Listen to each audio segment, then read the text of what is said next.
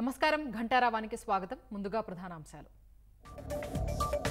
నిపుణులే భయపడేంతగా పోలవరం విధ్వంసం, జగన్ జాతి విద్రోహి అంటూ ప్రభుత్వం శ్వేతపత్రం.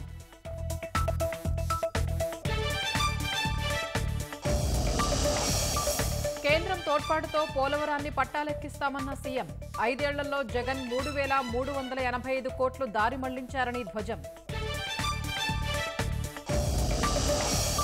పురపాలికల్ని వైకాపా ప్రభుత్వం నిర్వీర్యం చేసిందన్న నారాయణ, తాగునీటి పథకాల పునరుద్ధరణపై అధికారులతో సమీక్ష.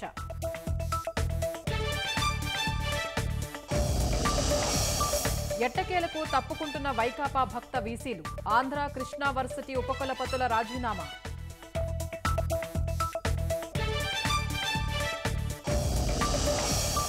గ్లాస్ పరిశ్రమలో కంప్రెషర్ పేలి 6గురు మృతి, హైదరాబాద్ శివారు షాద్నగర్లో దుర్ఘటన.